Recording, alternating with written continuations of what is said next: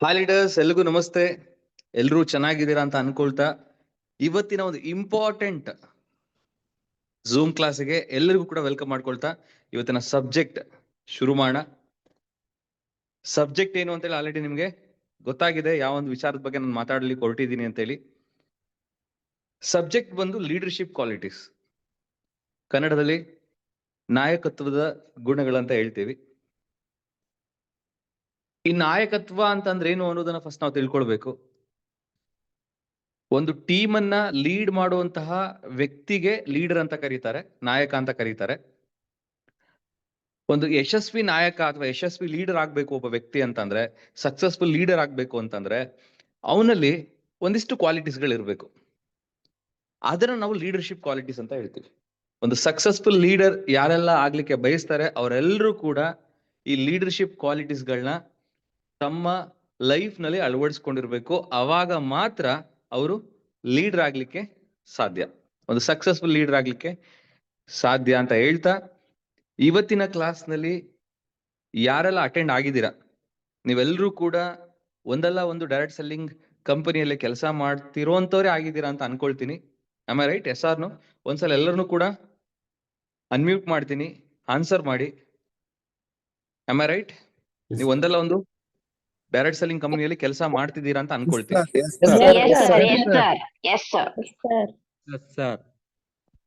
Thank you. So ಹಾಗಿದ ಮೇಲೆ ನಿಮ್ಮ ಸಂಸ್ಥೆಯಲ್ಲಿ ನೀವು ಸಕ್ಸಸ್ಫುಲ್ ಆಗ್ಬೇಕು ಅಂತಂದ್ರೆ ಇರೋದು ಒಂದೇ ದಾರಿ, ಅದು ಟೀಮ್ ನ ಬಿಲ್ಡ್ ಮಾಡುವಂಥದ್ದು.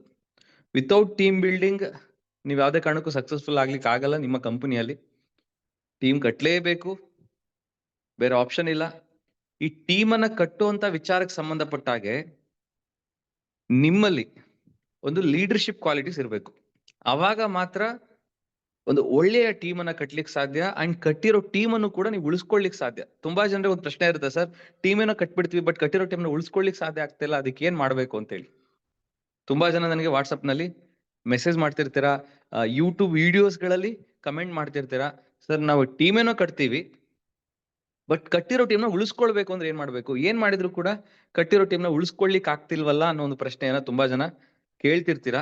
ಅಂತವ್ರು ಎಲ್ಲರಿಗೂ ಕೂಡ ಇವತ್ತಿನ ಮೀಟಿಂಗ್ ತುಂಬಾನೇ ಇಂಪಾರ್ಟೆಂಟ್, ತುಂಬಾ ಅಂದ್ರೆ ತುಂಬಾನೇ ಇಂಪಾರ್ಟೆಂಟ್. ಒಂದು ಇಂಪಾರ್ಟೆಂಟ್ ವಿಚಾರದ ಬಗ್ಗೆ ಇವತ್ತು ನಿಮಗೆ ಮಾಹಿತಿ ಸಿಗುತ್ತೆ. ಆ ಒಂದು ಇಂಪಾರ್ಟೆಂಟ್ ವಿಚಾರವೇ ಕಟ್ಟಿರೋ ಟೀಮ್ ನ ಹೇಗೆ ಕಾಪಾಡ್ಕೊಳ್ಬೇಕು, ಹೇಗೆ ಉಳಿಸ್ಕೊಳ್ಬೇಕು ಅನ್ನೋ ಒಂದು ವಿಚಾರವಾಗಿ. ಸೊ ಅದಕ್ಕೆ ಸೊಲ್ಯೂಷನ್ ಇವತ್ತಿನ ಸಬ್ಜೆಕ್ಟ್. ನಿಮ್ಮಲ್ಲಿ ಒಂದು ಒಳ್ಳೆ ನಾಯಕತ್ವದ ಗುಣಗಳಿತ್ತು ಅಂತಂದ್ರೆ ನೀವು ಕಷ್ಟಪಟ್ಟು ಕಟ್ಟಿದಂತ ಟೀಮ್ ಯಾವುದೇ ಕಾರಣಕ್ಕೂ ನಿಮ್ಮನ್ನ ಬಿಟ್ಟೋಗಲ್ಲ. ಇವತ್ತು ನೀವು ಕಟ್ಟಿದಂತ ಟೀಮ್ ನಿಮ್ಮನ್ನ ಬಿಟ್ಟೋಗ್ತಾ ಇದೆ ಅಂತಂದ್ರೆ ಅದಕ್ಕೆ ಕಾರಣ ನಿಮ್ಮಲ್ಲಿ ನಾಯಕತ್ವದ ಗುಣದ ವಿಚಾರಕ್ಕೆ ಬಂದಾಗ ಕೊರತೆ ಇರೋದಕ್ಕೇನೆ ಇವತ್ತು ನಿಮ್ಮ ಟೀಮ್ ನಿಮ್ಮನ್ನ ಬಿಟ್ಟೋಗ್ತಾ ಇದೆ. ಸೊ ಹಾಗಿದ್ಮೇಲೆ ಇವತ್ತು ಡಿಸೈಡ್ ಮಾಡಿ, ಇನ್ ಮುಂದೆ ನಾನು ಒಂದು ಲೀಡರ್ಶಿಪ್ ಕ್ವಾಲಿಟೀಸ್ಗಳನ್ನ ಅಳವಡಿಸ್ಕೊಳ್ತೀನಿ, ಜೊತೆಗೆ ಕಟ್ಟಿರೋ ಟೀಮ್ನ ಯಶಸ್ವಿಯಾಗಿ ಉಳಿಸ್ಕೊಳ್ಳಿಕ್ಕೆ ಪ್ರಯತ್ನ ಮಾಡ್ತೀನಿ. ಒಂದು ಒಳ್ಳೆಯ ನಾಯಕನಾಗಿ, ಒಂದು ಒಳ್ಳೆಯ ಲೀಡರ್ ಆಗಿ ನಾನು ನನ್ನ ಟೀಮ್ನ ಲೀಡ್ ಮಾಡ್ತೀನಿ ಅಂತೇಳಿ ಇವತ್ತು ಸಂಕಲ್ಪ ಮಾಡಿ, ಅದಕ್ಕೆ ಸಂಬಂಧಪಟ್ಟಂತಹ ಲೀಡರ್ಶಿಪ್ ಕ್ವಾಲಿಟೀಸ್ಗಳನ್ನ ಇವತ್ತು ನಾವು ಕಲೀಲಿಕ್ಕೆ ಹೋಗ್ತಾ ಇದ್ದೀವಿ. ಪ್ರತಿ ಒಂದೊಂದನ್ನು ಕೂಡ ನೀವು ಕಲಿಯೋದಷ್ಟೇ ಅಲ್ಲ, ಅದನ್ನ ಅಳವಡಿಸ್ಕೊಳ್ಳಿಕ್ಕೆ ಪ್ರಯತ್ನ ಮಾಡಿ ಅಂತ ಹೇಳ್ತಾ, ಇವತ್ತು ನಾನು ಸ್ಲೈಡ್ಸ್ಗಳ ಮುಖಾಂತರ ನಿಮಗೆ ಎಕ್ಸ್ಪ್ಲೇನ್ ಮಾಡ್ತಾ ಇರೋದ್ರಿಂದ ನಿಮ್ಮ 100% ಫೋಕಸ್ ಸ್ಲೈಡ್ಸ್ ಮೇಲಿರ್ಲಿ, ನಾನು ಹೇಳುವಂತಹ ವಿಚಾರದ ಮೇಲಿರ್ಲಿ.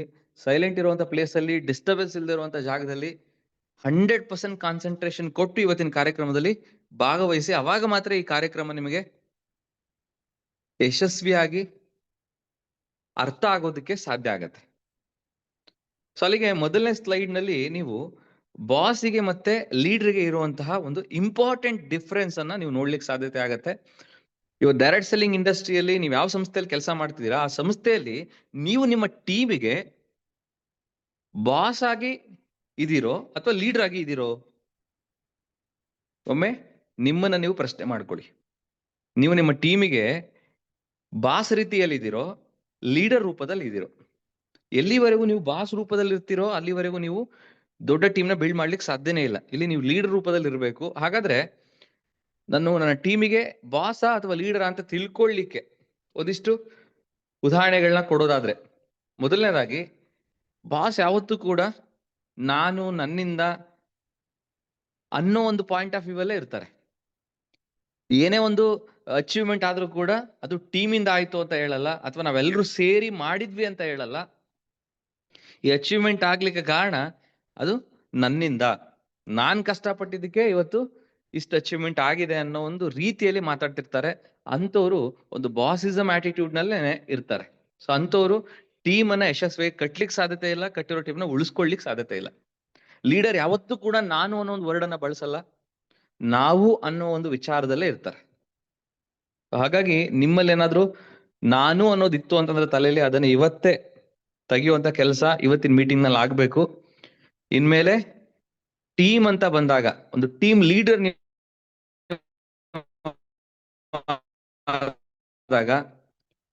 ಇದ್ದು ಅನ್ನೋ ಒಂದು ಮೈಂಡ್ ಸೆಟ್ಗೆ ನೀವು ಬರಬೇಕು. First point. ಎರಡನೇದು, ಏನೇ ಅಚೀವ್ಮೆಂಟ್ ಆದ್ರೂ ಕೂಡ ಅದನ್ನ ಅಪ್ರಿಶಿಯೇಷನ್ ಮಾಡೋದಿದೆಯಲ್ಲ, ಅದನ್ನ ಟೀಮಿಗೆ ಕೊಡಬೇಕು, ನಾವು ತಗೊಳ್ಬಾರ್ದು. ಅದರ ಅರ್ಥ ಏನಂತಂದ್ರೆ, ಇವತ್ತು ಒಬ್ರು ಯಾರೋ ಕಾರ್ ತಗೊಂಡಿದ್ದಾರೆ ಅಂತಂದ್ರೆ ಆ ಒಂದು ಕ್ರೆಡಿಟ್ ಆ ಕಾರ್ ತಗೊಂಡಿರುವಂತಹ ಲೀಡರ್ಗೆ ನಾವು ಕೊಡ್ಬೇಕು ಹೊರತು ಇವತ್ತು ನನ್ನ ಸಪೋರ್ಟ್ ಇಂದ ಆ ವ್ಯಕ್ತಿ ಕಾರ್ ತಗೊಂಡ್ರು ಅನ್ನೋ ರೀತಿಲಿ ಇರಬಾರ್ದು. ಏನೇ ಅಚೀವ್ಮೆಂಟ್ ಆದ್ರೂ, ಏನೇ ಡೆವಲಪ್ಮೆಂಟ್ ಆದ್ರೂ ಆ ಒಂದು ಅಪ್ರಿಶಿಯೇಷನ್, ಆ ಒಂದು ಪ್ರಶಂಸೆ ಅಂತ ನಾವ್ ಏನ್ ಹೇಳ್ತೀವಿ, ಒಂದು ಹೊಗಳಿಕೆ ಅಂತ ಏನ್ ಹೇಳ್ತೀವಿ, ಅದನ್ನ ಟೀಮಿಗೆ ಕೊಡ್ಬೇಕು ಹೊರತು ನಾವು ತಗೊಳ್ಬಾರ್ದು ಅನ್ನೋದು ಇಂಪಾರ್ಟೆಂಟ್ ಪಾಯಿಂಟ್. ನೀವು ಇಲ್ಲಿ ಅರ್ಥ ಮಾಡ್ಕೊಳ್ಬೇಕಿರೋದು. ಕ್ಲಿಯರ್? ಸೊ ಪ್ರತಿ ಒಂದನ್ನು ಕೂಡ ಒಂದು ಸಿಸ್ಟಮೆಟಿಕ್ ಆಗಿ ಟೀಮಿಗೆ ಒಂದು ಜವಾಬ್ದಾರಿ ಕೊಟ್ಟು, ಪ್ರತಿಯೊಬ್ರು ಕೂಡ ಸರಿಯಾದ ರೀತಿಯಲ್ಲಿ ಕೆಲಸ ಮಾಡ್ತಾ ಇದ್ದಾರಾ ಅಂತೇಳಿ ನೋಡ್ಕೊಳ್ತಾ, ಆ ಕೆಲಸವನ್ನ ಟೀಮಿಗೆ ಮಾಡಿ ಅಂತ ಹೇಳೋದಕ್ಕಿಂತ ತಾನ್ ಮಾಡಿ ತೋರಿಸುವಂತ ಒಂದು ಆಟಿಟ್ಯೂಡ್ ಇದೆಲ್ಲ, ಅದನ್ನೇ ನಾವು ಲೀಡರ್ಶಿಪ್ ಆಟಿಟ್ಯೂಡ್ ಅಂತ ಕರಿತೀವಿ. ಸೊ ಬಾಸ್ ಯಾವತ್ತೂ ಕೂಡ ಏನಾದ್ರೂ ತಪ್ಪಾದ್ರೆ ಯಾರಿಂದ ಆದ್ರೂ, ಉದಾಹರಣೆಗೆ ನಿಮ್ಮ ಟೀಮಲ್ಲಿ ಯಾರಾದ್ರೂ ತಪ್ಪು ಮಾಡಿದ್ರೆ ಅದನ್ನ ಕ್ರಿಟಿಸೈಸ್ ಮಾಡುವಂತ ಆಟಿಟ್ಯೂಡ್ ನಿಮ್ಮಲ್ಲಿ ಇತ್ತು ಅಂತಂದ್ರೆ ಅದನ್ನ ಬಾಸಿಸಮ್ ಆಟಿಟ್ಯೂಡ್ ಅಂತ ಕರಿತೀವಿ. ಕ್ರಿಟಿಸೈಸ್ ಅಂದ್ರೆ ಏನು? ನಿಂದನೆ ಮಾಡುವಂಥದ್ದು, ತೆಗಳುವಂಥದ್ದು, ಬೈಯುವಂಥದ್ದು. ಈ ಆಟಿಟ್ಯೂಡ್ ಇತ್ತು ಅಂತಂದ್ರೆ ನೀವು ಗ್ರೋ ಆಗ್ಲಿಕ್ಕೆ ಸಾಧ್ಯತೆ ಇಲ್ಲ. ಅವರಿಂದ ತಪ್ಪಾಗಿದ್ರೂ ಕೂಡ ಅವ್ರನ್ನ ಇಂಡಿವಿಜುವಲ್ ಆಗಿ ಕರೆದು 4 ಜನದ ಮುಂದೆ ಅವರಿಗೆ ಅವಮಾನ ಮಾಡೋದ್ರಿಂದ ನಾಳೆ ಒಂದು ಒಳ್ಳೆ ಲೀಡರ್ ನೀವು ಕಳ್ಕೊಳ್ತೀರಾ.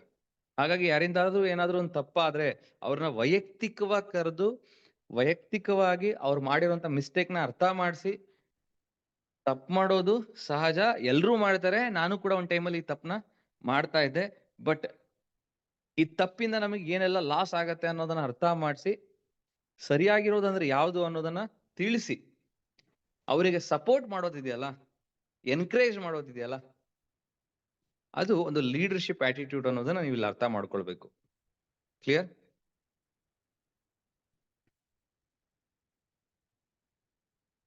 ಸೊ ಹಾಗೆ ಜಾಸ್ತಿ ಮಾತಾಡುವಂತವ್ರನ್ನ ಬಾಸ್ ಅಂತ ಕರೀತಾರೆ, ಜಾಸ್ತಿ ಕೇಳಿಸ್ಕೊಳ್ಳುವಂತವ್ರನ್ನ ಲೀಡರ್ ಅಂತ ಕರೀತಾರೆ. ನೀ ಕೆಲಸ ಮಾಡು ಅಂತೇಳಿ ಕಮ್ಯಾಂಡ್ ಮಾಡೋರ್ನ ಬಾಸ್ ಅಂತ ಕರೀತಾರೆ. ಅದೇನೆ ಆ ಕೆಲಸವನ್ನ ಫಸ್ಟ್ ತಾನ್ ಮಾಡಿ ತೋರಿಸಿ ಅದಾದ್ಮೇಲೆ ಟೀಮಿಗೆ ಈ ಕೆಲಸವನ್ನ ಮಾಡಿ ಅಂತ ಹೇಳೋರ್ನ ಲೀಡರ್ ಅಂತ ಕರೀತಾರೆ. ಪ್ರತಿ ಒಂದು ವಿಚಾರಕ್ಕೂ ಜವಾಬ್ದಾರಿಯನ್ನ ತಗೊಳ್ಳುವಂತವ್ರನ್ನ ಲೀಡರ್ ಅಂತಾರೆ. ಉದಾಹರಣೆಗೆ ಏನೊಂದು ಫೇಲ್ಯೂರ್ ಆಯ್ತು ಟೀಮ್ ನಲ್ಲಿ, ಆ ಒಂದು ಫೇಲ್ಯೂರ್ ಆಗಿರೋದಕ್ಕೆ ನಿಮ್ ಟೀಮ್ ಅವರೇ ಕಾರಣ ಇರ್ಬೋದು, ಬಟ್ ಆದ್ರೂ ಕೂಡ ಆ ಒಂದು ಫೇಲ್ಯೂರ್ಗೆ ನಾನು ಕೂಡ ಕಾರಣ, ಅದು ನನ್ ಜವಾಬ್ದಾರಿ ಅಂತ ತಗೊಳ್ಳೋದಿದೆಯಲ್ಲ, ಅದು ಒಂದು ಲೀಡರ್ಶಿಪ್ ಆಟಿಟ್ಯೂಡ್ ಅಂತ ಹೇಳ್ತಾ ಇದ್ದಾರೆ. ಇವತ್ತು ಯಾರ್ದೋ ಒಂದು ಮಿಸ್ಟೇಕ್ ಆಯ್ತು, ಅದರಿಂದ ಫೇಲ್ಯೂರ್ ಆಯ್ತು ಅಂತ ಅಂದ ತಕ್ಷಣನೇ ಅದಕ್ಕೆ ಅವರೇ ಕಾರಣ ಅಂತೇಳಿ ಬ್ಲೇಮ್ ಮಾಡೋದಿದೆಯಲ್ಲ, ಆ ಆಟಿಟ್ಯೂಡ್ ಬೇಡ ಅನ್ನೋದನ್ನ ನಾವಿಲ್ಲಿ ತಿಳ್ಕೊಳ್ಬೇಕಿರುವಂತದ್ದು. ಐ ಥಿಂಕ್ ಬಾಸಿಗೂ ಲೀಡರಿಗೂ ನಿಮಗೆ ಒಂದು ವ್ಯತ್ಯಾಸ ಗೊತ್ತಾಯ್ತು ಅಂತ ಅನ್ಕೊಳ್ತೀನಿ. ಒಂದ್ಸಲ ಎಲ್ರು ಅನ್ಮ್ಯೂಟ್ ಮಾಡ್ತೀನಿ. ಗೊತ್ತಾಗಿದೆ ಅಂತಂದ್ರೆ ಒಂದ್ಸಲ ಎಲ್ಲರೂ ಕೂಡ ಎಸ್ ಅಂತ ಹೇಳಿ ನೆಕ್ಸ್ಟ್ ಸ್ಲೈಡ್ ನಾನು ಹೋಗ್ತೀನಿ.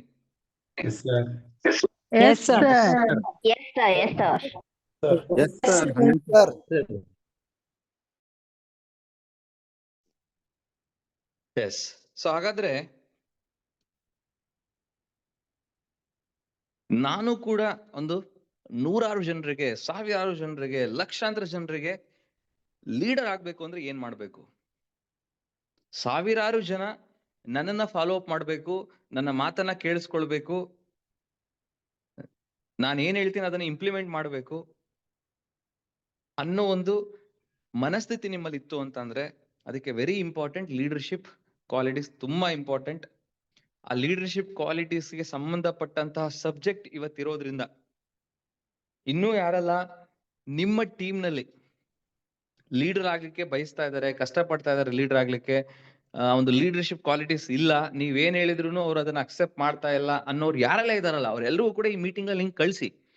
ನಿಮ್ದೇ ಗ್ರೂಪ್ಗಳಿರುತ್ತೆ, ಡಿಫ್ರೆಂಟ್ ಗ್ರೂಪ್ಗಳಿರುತ್ತೆ, ಆ ಗ್ರೂಪ್ಗಳಿಗೆ ಇವತ್ತಿನ ಕ್ಲಾಸ್ ಲಿಂಕ್ ಹಾಕಿ ಇಮಿಡಿಯೇಟ್ಲಿ ಮೀಟಿಂಗ್ ಅಟೆಂಡ್ ಆಗಿ ಒಂದು ಒಳ್ಳೆ ಸಬ್ಜೆಕ್ಟ್ ನಡೀತಾ ಇದೆ ಅನ್ನೋದು ರೀತಿಯಲ್ಲಿ ನೀವು ಆ ಒಂದು ಲಿಂಕ್ ಅನ್ನ ಹಾಕಿ ಎಲ್ರಿಗೂ ಕೂಡ ಕನೆಕ್ಟ್ ಆಗ್ಲಿಕ್ಕೆ ಕೇಳಿ. ಯಾಕಂದ್ರೆ ಇವತ್ತು ನಿಮ್ಮ ಟೀಮ್ ನಲ್ಲಿರುವಂತವ್ರನ್ನ ಲೀಡರ್ಸ್ ನಾಗಿ ತಯಾರು ಮಾಡ್ಲಿಕ್ಕೆ ಬೇಕಾಗಿರುವಂತ ಒಂದು ಅದ್ಭುತವಾದ ಸಬ್ಜೆಕ್ಟ್ ಇವತ್ತು ನಾನು ಕೊಡ್ಲಿಕ್ಕೆ ಹೋಗ್ತಿರುವಂತದ್ದು.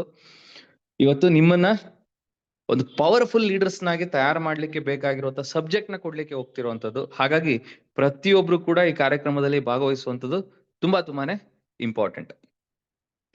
ಇವತ್ತು ನೀವು ನಿಮ್ಮ ಟೀಮಿಗೆ ಒಂದು ಒಳ್ಳೆ ಲೀಡರ್ ಆಗ್ಬೇಕು, ನಿಮ್ಮ ಟೀಮ್ ನಲ್ಲಿ ಸಾವಿರಾರು ಜನ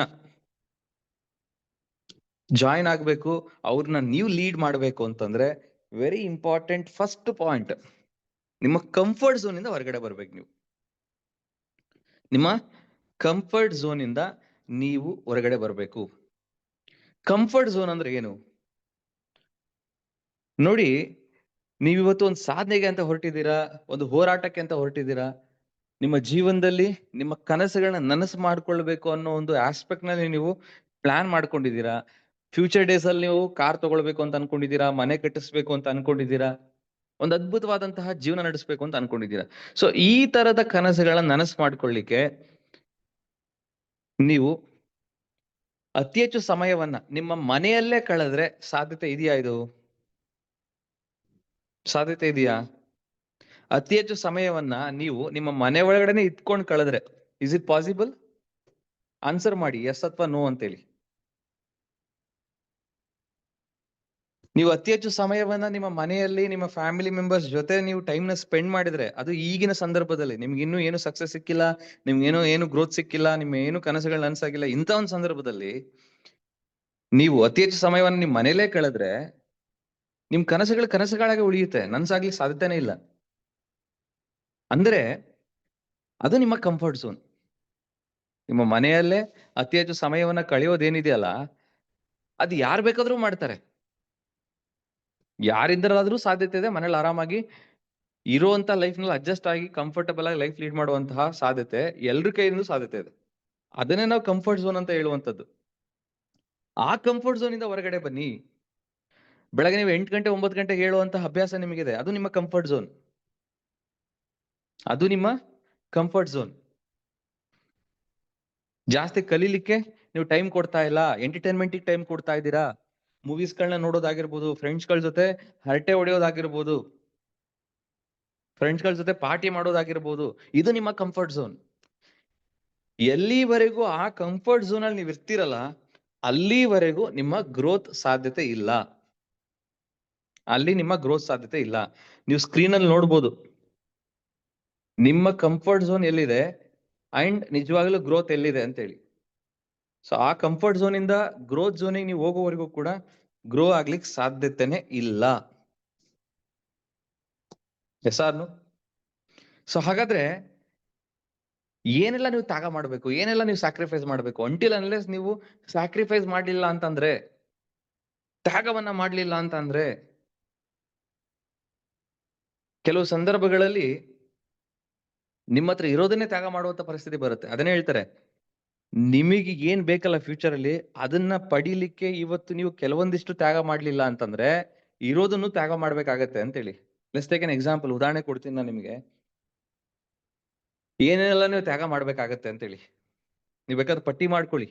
ಏನೇನೆಲ್ಲ ನಾನು ತ್ಯಾಗ ಮಾಡ್ಬೇಕು ನನ್ನ ಕನಸುಗಳನ್ನ ನನಸು ಮಾಡ್ಕೊಳ್ಳಿಕ್ಕೆ, ನಾನು ಕನಸು ಕಂಡ ಜೀವನವನ್ನ ಅನುಭವಿಸ್ಲಿಕ್ಕೆ ಅತಿ ಶೀಘ್ರದಲ್ಲಿ ನಾನು ಏನೆಲ್ಲ ತ್ಯಾಗ ಮಾಡ್ಬೇಕು.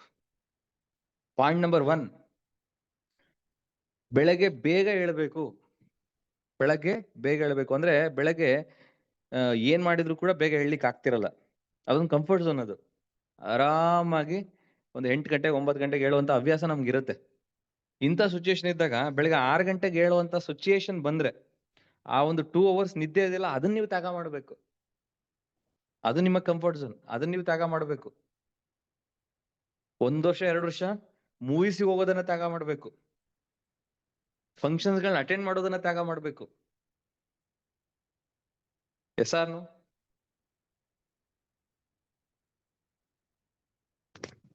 ಅತಿ ಹೆಚ್ಚು ಸಮಯವನ್ನ ನೀವು ನಿಮ್ಮ ಸಂಸ್ಥೆಯ ವರ್ಕ್ ಅಂತ ಏನಿರುತ್ತೆ, ನಿಮ್ಮ ಲೀಡರ್ಸ್ ಗಳು ಏನು ಅಂತ ಒಂದು ವರ್ಕ್ ಕೊಟ್ಟಿರ್ತಾರೆ, ಆ ಒಂದು ವರ್ಕಿಗೆ ನಿಮ್ಮ ಟೈಮ್ ಅನ್ನ ಸ್ಪೆಂಡ್ ಮಾಡ್ಬೇಕು. ಅತಿ ಹೆಚ್ಚು ಸಮಯವನ್ನ ನೀವು ಫೀಲ್ಡ್ ನಲ್ಲಿ ನೀವು ಟೈಮ್ ನ ಸ್ಪೆಂಡ್ ಮಾಡ್ಬೇಕು. ಅತಿ ಹೆಚ್ಚು ಜನರನ್ನ ಮಾತಾಡ್ಸೋದ್ರಲ್ಲಿ ನೀವು ಬಿಸಿ ಆಗ್ಬೇಕು. ಅತಿ ಹೆಚ್ಚು ಸಂದರ್ಭದಲ್ಲಿ ನಿಮ್ಮ ಸಂಸ್ಥೆ ಬಗ್ಗೆ ಮಾತಾಡ್ಲಿಕ್ಕೆ ನೀವು ಪ್ರಯತ್ನ ಮಾಡ್ಬೇಕು.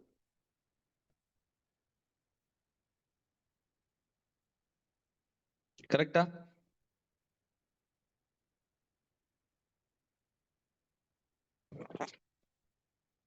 ಸೊ ಒಂದು ಬಿಗ್ಗೆಸ್ಟ್ ಸೀಕ್ರೆಟ್ ಹೇಳ್ಕೊಡ್ತೀನಿ ಇವತ್ತಿನ ಕಾರ್ಯಕ್ರಮದಲ್ಲಿ ಸ್ನೇಹಿತರೆ.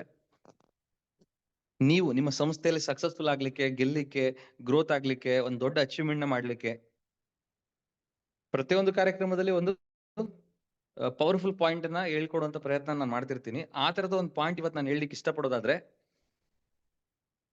ಯಾರು ಅತಿ ಹೆಚ್ಚು ಸಮಯ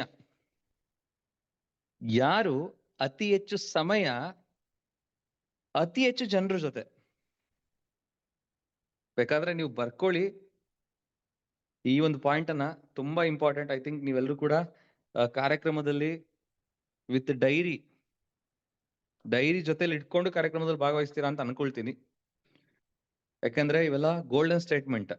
ತುಂಬಾ ದೊಡ್ಡ ದೊಡ್ಡ ಅಚೀವರ್ಸ್ ಗಳು ತಮ್ಮ ಜೀವನದಲ್ಲಿ ಸಕ್ಸಸ್ ಕಾಣ್ಲಿಕ್ಕೆ ಅಳವಡಿಸ್ಕೊಂಡಂತ ಪವರ್ಫುಲ್ ಪಾಯಿಂಟ್ಸ್ ಗಳನ್ನ ನಿಮಗೆ ಹೇಳುವಂತ ಪ್ರಯತ್ನ ನಾನು ಮಾಡ್ತಿರುವಂತದ್ದು. ಹಾಗಾಗಿ ವಿತ್ ಡೈರಿ ನೀವು ಕ್ಲಾಸ್ ನಲ್ಲಿ ಅಟೆಂಡ್ ಆಗುವಂತ ತುಂಬಾ ಇಂಪಾರ್ಟೆಂಟ್. ಹಾಗಾಗಿ ಈಗ ಹೇಳುವಂತ ಪಾಯಿಂಟ್ ನ ನೋಟ್ ಮಾಡ್ಕೊಳ್ಳಿ.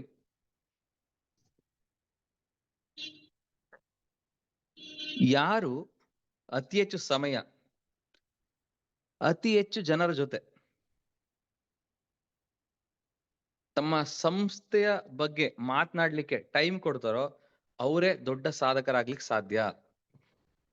ನೀವು ಬೇಕಾದ್ರೆ ಕ್ರಾಸ್ ಚೆಕ್ ಮಾಡಿ, ನಿಮ್ಮ ಟಾಪ್ ಲೀಡರ್ಸ್ ಯಾರೆಲ್ಲ ಇದ್ದಾರೆ, ದೊಡ್ಡ ದೊಡ್ಡ ಇನ್ಕಮ್ ಯಾರೆಲ್ಲ ಮಾಡಿದ್ದಾರೆ, ಅವ್ರನ್ನ ಕೇಳಿ ಸರ್ ನಿಜಾನ ಅಂತ ಹೇಳಿ. 100% ಹೌದು ನಿಜ ಅಂತ ಹೇಳ್ತಾರೆ. ಯಾರು ಅವರ ಬೆಳಗ್ಗೆ ಎದ್ದಾಗಿನಿಂದ ರಾತ್ರಿ ಮಲಗುವವರೆಗೂ ಅವರ ಹೈಯೆಸ್ಟ್ ಟೈಮ್ ಏನಿದೆ, ಅವರ ಅತಿ ಹೆಚ್ಚು ಟೈಮ್ ಏನಿದೆ, ಅದನ್ನ ಯಾವ್ದಕ್ ಸ್ಪೆಂಡ್ ಮಾಡಿರ್ತಾರೆ ಅಂತಂದ್ರೆ ಅತಿ ಹೆಚ್ಚು ಜನರ ಜೊತೆ ತಮ್ಮ ಸಂಸ್ಥೆಯ ಬಗ್ಗೆ ಮಾತನಾಡ್ಲಿಕ್ಕೇನೆ ಅತಿ ಹೆಚ್ಚು ಸಮಯವನ್ನ ಮೀಸಲಾಗಿ ಇಟ್ಟಿರ್ತಾರೆ. ಇವಾಗ ನಿಮ್ಮನ್ನ ನೀವು ಕೇಳ್ಕೊಳ್ಳಿ, ಬೆಳಗ್ಗೆ ಎದ್ದಾಗಿನಿಂದ ರಾತ್ರಿ ಮಲಗುವವರೆಗೂ ಎಷ್ಟು ಟೈಮು ನೀವು ನಿಮ್ಮ ಸಂಸ್ಥೆ ಬಗ್ಗೆ ಮಾತನಾಡ್ತಿದ್ದೀರಾ?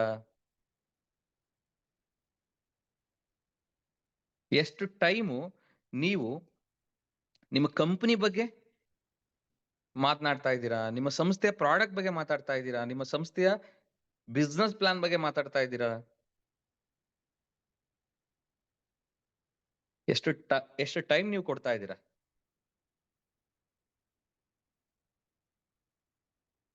ಸೊ ಇಲ್ಲಿ ಯಾರು ಕಡಿಮೆ ಸಮಯವನ್ನ ತಮ್ಮ ಸಂಸ್ಥೆಯ ಬಗ್ಗೆ ಅತಿ ಹೆಚ್ಚು ಜನರ ಜೊತೆ ಮಾತನಾಡ್ಲಿಕ್ಕೆ ಎತ್ತಿಡ್ತಾ ಇದ್ದಾರೋ ಅವರ ಅಚೀವ್ಮೆಂಟ್ಸ್ ಚಿಕ್ಕದಾಗಿರುತ್ತೆ. ಯಾರು ಬೆಳಗ್ಗೆ ಎದ್ದಾಗಿನಿಂದ ರಾತ್ರಿ ಮಲಗುವವರೆಗೂ ಅತಿ ಹೆಚ್ಚು ಸಮಯವನ್ನ ತಮ್ಮ ಸಂಸ್ಥೆಯ ಬಗ್ಗೆ ಅತಿ ಹೆಚ್ಚು ಜನರ ಜೊತೆ ಮಾತನಾಡ್ಲಿಕ್ಕೆ ಯಾರು ಟೈಮ್ ಸ್ಪೆಂಡ್ ಮಾಡ್ತಾ ಇದ್ದಾರೆ, ಅವ್ರು ಇವತ್ತು ದೊಡ್ಡ ದೊಡ್ಡ ಅಚೀವ್ಮೆಂಟ್ಸ್ ಮಾಡಿದ್ದಾರೆ. ಬೇಕಾದ್ರೆ ನೀವು ಕ್ರಾಸ್ ಚೆಕ್ ಮಾಡಿ. ಅಮ್ಮ ರೈಟ್ ಹೆಸಾರ್ನು?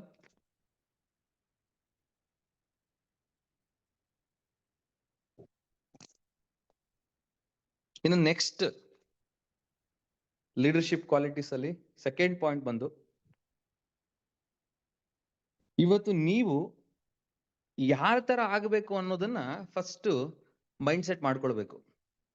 ನಿಮ್ಮ ಸಂಸ್ಥೆಯಲ್ಲೇನೆ ಒಳ್ಳೆ ಅಚೀವ್ಮೆಂಟ್ ಮಾಡಿರುವಂತ ಲೀಡರ್ಸ್ ಗಳು ಇರ್ತಾರೆ. ಅವ್ರು ಒಳ್ಳೆ ಅಚೀವ್ಮೆಂಟ್ ಮಾಡಿದ್ದಾರೆ ಅಂತ ಅಂದ್ರೆ ಅವರಲ್ಲಿ ಒಂದು ಒಳ್ಳೆಯ ಲೀಡರ್ಶಿಪ್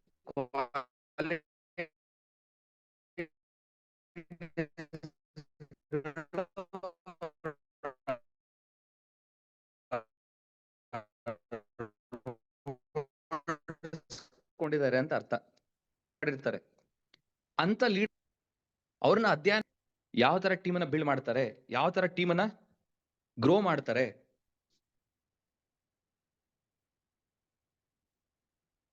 ಈ ಕ್ಲಿಯರ್ ಆಗಿದೆ voice? My voice is clear no?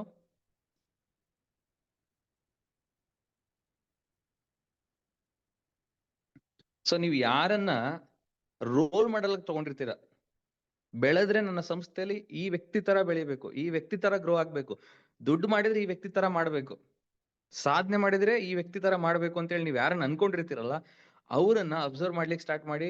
ಏನನ್ನೆಲ್ಲ observe ಮಾಡ್ಬೇಕು ಅವ್ರ ವಿಚಾರದಲ್ಲಿ ಅಂತಂದ್ರೆ, ಅವ್ರು ಹೇಗ್ ಮಾತಾಡ್ತಾರೆ, ಅವ್ರು ಹೇಗ್ ನಿಂತ್ಕೊಳ್ತಾರೆ, ಅವ್ರು ಯಾವ ತರ ಕಂಪನಿ ಬಗ್ಗೆ ಇನ್ನೊಬ್ರಿಗೆ ಅರ್ಥ ಮಾಡಿಸ್ತಾರೆ, ಟೀಮ್ ನಲ್ಲಿ ಬರುವಂತ ಸಮಸ್ಯೆಗಳನ್ನ ಹೇಗ್ ಬಗೆಹರಿಸ್ತಾರೆ, ಟೀಮ್ ನಲ್ಲಿ ಒಂದು ಎನರ್ಜಿನ ಹೆಂಗ್ ಮೇಂಟೈನ್ ಮಾಡ್ತಾರೆ, ಮೀಟಿಂಗ್ಸ್ ಹೆಂಗ್ ತಗೊಳ್ತಾರೆ, ಟ್ರೈನಿಂಗ್ಸ್ ಹೆಂಗ್ ಮಾಡ್ತಾರೆ, ಪ್ರತಿಯೊಂದನ್ನು ಕೂಡ ನೋಡ್ಲಿಕ್ಕೆ ಸ್ಟಾರ್ಟ್ ಮಾಡಿ, ಪ್ರತಿಯೊಂದನ್ನು ಕೂಡ ಗಮನಿಕ್ ಸ್ಟಾರ್ಟ್ ಮಾಡಿ, ಪ್ರತಿಯೊಂದನ್ನು ಕೂಡ ಸ್ಟಡಿ ಮಾಡ್ಲಿಕ್ಕೆ ಸ್ಟಾರ್ಟ್ ಮಾಡಿ.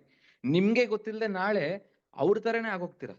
ನಿಮ್ಗೆ ಗೊತ್ತಿಲ್ಲದೆ ಅವ್ರ ತರನೇ ಮಾತಾಡ್ತೀರಾ, ನಿಮ್ಗೆ ಗೊತ್ತಿಲ್ಲದೆ ಅವ್ರ ತರನೇ ಟೀಮ್ ನ ಬಿಲ್ಡ್ ಮಾಡ್ಲಿಕ್ಕೆ ಸ್ಟಾರ್ಟ್ ಮಾಡ್ತೀರಾ, ಅವ್ರ ತರನೇ ನಿಂತ್ಕೊಳ್ಳಿಕ್ ಸ್ಟಾರ್ಟ್ ಮಾಡ್ತೀರಾ, ಅವ್ರ ತರನೇ ಡ್ರೆಸ್ ಮಾಡ್ಲಿಕ್ಕೆ ಸ್ಟಾರ್ಟ್ ಮಾಡ್ಕೊಳ್ತೀರಾ.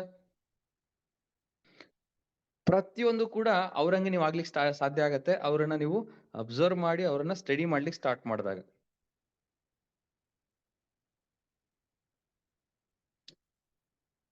ನೆಕ್ಸ್ಟ್, ನೀವು ಯಾವ ಲೀಡರ್ ತರ ಆಗ್ಬೇಕು ಅಂತ ಅನ್ಕೊಂಡಿರ್ತೀರಾ, ಅವರಿಂದ ಸಲಹೆಗಳನ್ನ ಪಡ್ಕೊಳ್ಳಿ, ಅವ್ರ ಕಡೆಯಿಂದ ಸಜೆಷನ್ಸ್ ಗಳನ್ನ ತಗೊಳ್ಳಿ. ನಾನು ಕೂಡ ನಿಮ್ಮಾಗೆ ಒಂದು ಒಳ್ಳೆ ಲೀಡರ್ ಆಗ್ಬೇಕು ಅಂದ್ರೆ ನಾನು ಏನೆಲ್ಲ ಅಳವಡಿಸ್ಕೊಳ್ಬೇಕು, ನಾನು ಏನೆಲ್ಲ ಫಾಲೋ ಅಪ್ ಮಾಡ್ಬೇಕು ಅಂತ ಹೇಳಿ ನೀವು ಪ್ರತಿದಿನ ಅವ್ರ ಜೊತೆ ಚರ್ಚೆ ಮಾಡ್ತಾ ಇದ್ದಾಗ, ದಿನಕ್ಕೊಂದು ಪಾಯಿಂಟ್ಸ್ ನೀವು ಅಳವಡಿಸ್ಕೊಂಡ್ರು ಕೂಡ ಒಂದು ಒಳ್ಳೆ ಲೀಡರ್ ಆಗ್ಲಿಕ್ಕೆ, ಫ್ಯೂಚರ್ ಡೇಸ್ ಅಲ್ಲಿ ಒಂದು ಅದ್ಭುತವಾದ ಲೀಡರ್ ಆಗ್ಲಿಕ್ಕೆ ನೀವು ಸಾಧ್ಯತೆ ಇದೆ. ಜೊತೆಗೆ ರಿಸರ್ಚ್ ಮಾಡಿ ನಾಲೆಡ್ಜ್ ಅನ್ನ ಪಡ್ಲಿಕ್ಕೆ ಸ್ಟಾರ್ಟ್ ಮಾಡಿ. ತುಂಬಾ ಜನಕ್ಕೆ ಇನ್ನೊಂದು ಕ್ವಶನ್ ಇರುತ್ತೆ, ಸರ್ ಬಿಗಿನಿಂಗ್ ಅಲ್ಲಿ ನನ್ನ ಟೀಮ್ ನನ್ನ ಮಾತು ಕೇಳ್ತಾ ಇತ್ತು, ಬಟ್ ಒಂದ್ ಹಂತಕ್ಕೆ ಬಂದಾದ್ಮೇಲೆ ಅವ್ರು ಇವತ್ತು ನನ್ನ ಮಾತು ಕೇಳ್ತಾ ಇಲ್ಲ, ನನ್ನನ್ನ ಫಾಲೋ ಮಾಡ್ತಾ ಇಲ್ಲ, ನನಗೆ ರೆಸ್ಪೆಕ್ಟ್ ಕೊಡ್ತಾ ಇಲ್ಲ, ನನಗೆ ಮರ್ಯಾದೆ ಇಲ್ಲ, ಬೆಳೆವರೆಗೂ ಕೂಡ ನನ್ನ ಸಪೋರ್ಟ್ ತಗೊಂಡ್ರು, ನನ್ನ ಜೊತೆಲಿ ಇದ್ರು, ಬೆಳೆದಾದ್ಮೇಲೆ ಇವತ್ತು ನನ್ನ ಕೇರೆ ಮಾಡ್ತಿಲ್ಲ ಅಂತೇಳಿ. ಯಾಕಂಗಾಗತ್ತೆ ಅಂತಂದ್ರೆ, ನೀವು ಅವರನ್ನ ಬಿಸ್ನೆಸ್ ತರುವಂತ ಸಂದರ್ಭದಲ್ಲಿ ಏನ್ ನಿಮ್ಮಲ್ಲಿ ನಾಲೆಡ್ಜ್ ಇತ್ತಲ್ಲ, ಅದೇ ನಾಲೆಡ್ಜ್ ನಿಮ್ಮ ಹತ್ರ ಇದೆ, ಎಕ್ಸ್ಟ್ರಾ ನಾಲೆಡ್ಜ್ ನಿಮ್ಮ ಹತ್ರ ತಗೊಂಡಿಲ್ಲ. ನಿಮ್ ನಾಲೆಡ್ಜ್ ನ ಕಲೀಲಿಕ್ಕೆ, ಹೊಸದನ್ನ ಕಲೀಲಿಕ್ಕೆ ಟೈಮೇ ಕೊಟ್ಟಿಲ್ಲ. ಇದ್ದಷ್ಟು ನಾಲೆಡ್ಜ್ ಅಲ್ಲೇ ನೀವು ಈಗ್ಲೂ ಇದ್ದೀರಾ ಅಂತ ಅಂದಾಗ, ನಿಮ್ ಜೊತೆ ಬಿಗಿನಿಂಗ್ ಅಲ್ಲಿ ಜರ್ನಿ ಶುರು ಮಾಡುವಂತ ವ್ಯಕ್ತಿಗಳಿಗೆ ನೀವು ಹೇಳಿದ್ದನ್ನೇ ಹೇಳ್ತಾ ಇದ್ರೆ, ಹೊಸ ನಾಲೆಡ್ಜ್ ನಿಮ್ಮಲ್ಲಿ ಇಲ್ಲ ಅಂತ ಅಂದಾಗ ನಿಮ್ಮನ್ನ ಯಾಕೆ ಫಾಲೋ ಅಪ್ ಮಾಡ್ತಾರೆ? ನಿಮ್ಮಿಂದ ಬೇರೆ ಏನು ಹೊಸ ಇನ್ಫಾರ್ಮೇಶನ್ಸ್ ಇಲ್ಲ, ಹೊಸ ನಾಲೆಡ್ಜ್ ಇಲ್ಲ ಅಂತ ಅಂದಾಗ ಅವರನ್ನ ನಿಮ್ಮನ್ನ ದಾಟಿ ನೆಕ್ಸ್ಟ್ ಲೆವೆಲ್ ಹೋಗ್ಲಿಕ್ಕೆ ಪ್ರಯತ್ನ ಮಾಡ್ತಿರ್ತಾರೆ. ಹಾಗಾಗಿ ನಿಮ್ಮ ಟೀಮ್ ನಿಮ್ ಕಂಟ್ರೋಲ್ ಇರಬೇಕು ಅಂದ್ರೆ, ನಿಮ್ಮ ಟೀಮ್ ನಿಮ್ಮನ್ನ ಫಾಲೋ ಅಪ್ ಮಾಡ್ತಾನೆ ಇರಬೇಕು ಅಂತಂದ್ರೆ, ನೀವು ಪ್ರತಿದಿನ ಅಪ್ಗ್ರೇಡ್ ಆಗ್ಬೇಕು, ಪ್ರತಿದಿನ ಹೊಸದನ್ನ ಕಲಿಬೇಕು, ಪ್ರತಿದಿನ ಹೊಸ ನಾಲೆಡ್ಜ್ ಅನ್ನ ಪಡ್ಕೊಳ್ತಾ ಇರ್ಬೇಕು. ಅವಾಗ ಮಾತ್ರ ನೀವು ಒಂದು ಒಳ್ಳೆ ಲೀಡರ್ ಆಗ್ಲಿಕ್ಕೆ ಸಾಧ್ಯ, ಒಂದು ಒಳ್ಳೆ ಲೀಡರ್ಶಿಪ್ ಕ್ವಾಲಿಟೀಸ್ ನಿಮ್ಮಲ್ಲಿ ಇದೆ ಅಂತ ಹೇಳಿ ಹೇಳಲಿಕ್ಕೆ ಸಾಧ್ಯ. ನೆಕ್ಸ್ಟ್, ಪ್ಲಾನಿಂಗ್ ಮಾಡ್ತಾ ಇರಿ. ನೀವು ಅನ್ಕೊಂಡಿದ್ ಯಾವ್ದೇ ಆಗ್ಬೇಕು ಅಂತಂದ್ರೆ ಫಸ್ಟ್ ಏನ್ ಮಾಡ್ಬೇಕು ಅಂತ ಅನ್ಕೊಳ್ಬೇಕು, ಸೆಕೆಂಡ್ ಪಾಯಿಂಟ್ ಅದಕ್ಕೆ ಪ್ಲಾನಿಂಗ್ ಮಾಡ್ಬೇಕು, ಥರ್ಡ್ ಪಾಯಿಂಟ್ ಆ ಪ್ಲಾನಿಂಗ್ ತಕ್ಕಾಗೆ ಎಕ್ಸಿಕ್ಯೂಟ್ ಮಾಡ್ಬೇಕು. ಮೂರೇ ಪಾಯಿಂಟ್ ಇರೋದು, ನೀವೇನೇ ಅನ್ಕೊಂಡಿದ್ದನ್ನ ಅಚೀವ್ ಮಾಡ್ಲಿಕ್ಕೆ ಇರೋದು ಮೂರೇ ಪಾಯಿಂಟ್ಸ್. ಒಂದು, ಫಸ್ಟ್ ಏನ್ ಮಾಡಬೇಕು ಅನ್ನೋದು ಫಸ್ಟ್ ನಿಮ್ಮಲ್ಲಿ ಕ್ಲಿಯರ್ ಇರಬೇಕು. ಎರಡನೇದು, ಅದಕ್ಕೆ ಬೇಕಾಗಿರೋ ಪ್ಲಾನಿಂಗ್ಸ್ ಮಾಡಬೇಕು. ಮೂರನೇದು, ಅದನ್ನ ಎಕ್ಸಿಕ್ಯೂಟ್ ಮಾಡ್ಬೇಕು. ಅವಾಗ ನೀವು ಅನ್ಕೊಂಡಿದ್ದ ಎಲ್ಲವನ್ನು ಕೂಡ ನೀವು ಮಾಡ್ಲಿಕ್ಕೆ ಸಾಧ್ಯತೆ ಇದೆ. ನಿಮ್ಮ ಟೀಮಿಗೆ ನೀವು ಒಂದು ನಂಬಿಕಸ್ಥ ವ್ಯಕ್ತಿಯಾಗಿರ್ಬೇಕು. ನಿಮ್ಮ ಟೀಮ್ ಅವ್ರು ನಿಮ್ಮ ಹತ್ರ ಏನೇ ಹೇಳ್ಕೊಂಡ್ರು ಕೂಡ ಅದು ಕಾನ್ಫಿಡೆನ್ಶಿಯಲ್ ಆಗಿ ನಿಮ್ಮ ಹತ್ರನೇ ಇರಬೇಕು. ಇಲ್ಲೊಂದು ಅಲ್ಲೊಂದು ಹೇಳುವಂತಹ ಒಂದು ಮನಸ್ಥಿತಿ ನಿಮ್ಮಲ್ಲಿ ಇರಬಾರ್ದು.